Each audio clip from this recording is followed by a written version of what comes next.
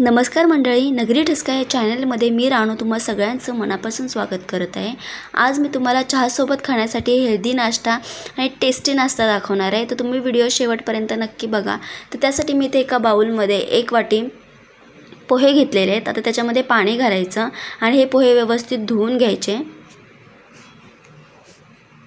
पोहे धुवून झाले की मग त्याच्यामध्ये इथे मी अर्धा ग्लास पाणी घालते आहे। आता झाकण ठेवून 5 मिनिटांसाठी हे पोहे भिजवून घ्यायचे। तुम्ही बघू शकता अजून पाणी आहे त्याच्यामध्ये। आता काय करायचं, हे सगळे पोहे व्यवस्थित पिळून घ्यायचे। त्याच्यामध्ये अजिबात पाणी राहता कामा नये, अशा पद्धतीने व्यवस्थित पिळून घ्यायचे पोहे। त्यानंतर हे पोहे आता या बाउलमध्ये आपण ट्रान्सफर करून घेऊयात आणि 5 ते 10 मिनिटांसाठी हे पोहे असेच झाकून ठेवायचे, जेणेकरून त्याच्यामध्ये जर का थोडंफार पाणी राहिलं असेल तर ते पाणी पोहे शोषून घेईन। आता तुम्ही बघू शकता इथे पोहे कोरडे झालेले आहेत। आता व्यवस्थित स्मॅश करून घ्यायचे, हे सगळे पोहे व्यवस्थित कुस्करून घ्यायचे। त्यानंतर त्याच्यामध्ये इथे मी उकडलेला बटाटा घालते आहे, तो सुद्धा व्यवस्थित कुस्करून घ्यायचा आहे। मी छोटे 4 बटाटे घातलेले, एका वाटीसाठी छोटे 4 बटाटे घातलेले त्याच्यामध्ये। आता हे दोन्ही मिश्रण व्यवस्थित मिक्स करून घ्यायचं, एकजीव करून घ्यायचं।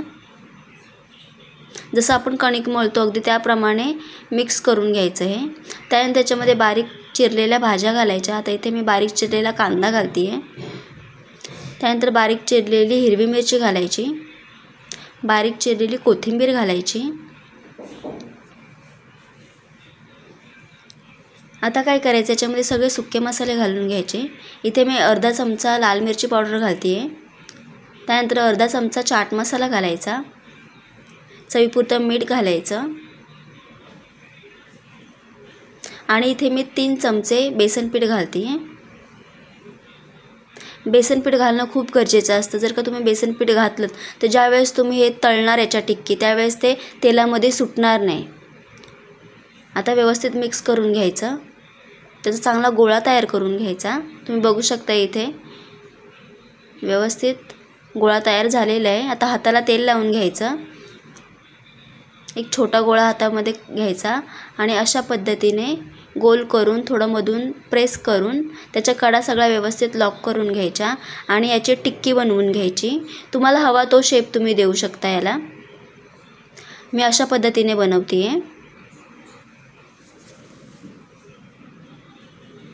याच्या कडा चांगल्या लॉक करून घ्यायच्या आणि अशा पद्धतीचा शेप देऊन घ्यायचा।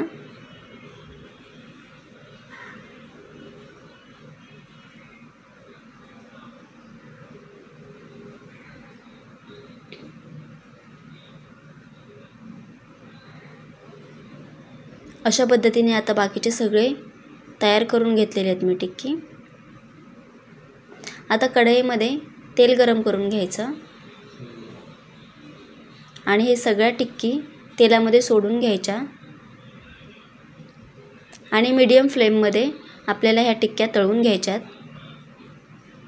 अधूनमधून पलटून घ्यायच्या, दोन्ही साईडने छान खरपूस अशा भाजल्या गेल्या पाहिजेत, तळल्या गेल्या पाहिजेत।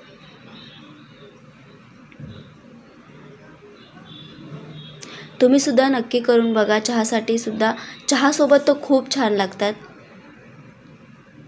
तुम्ही बघू शकता आता याचा रंग चेंज झालेला आहे। आता या काढून घेऊयात।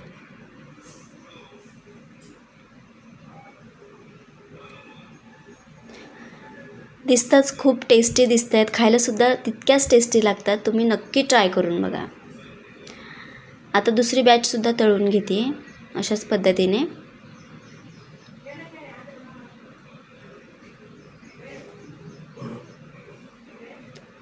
अशाच पद्धतीने आता ही दुसरी बॅच सुद्धा तयार करून घेतली आहे।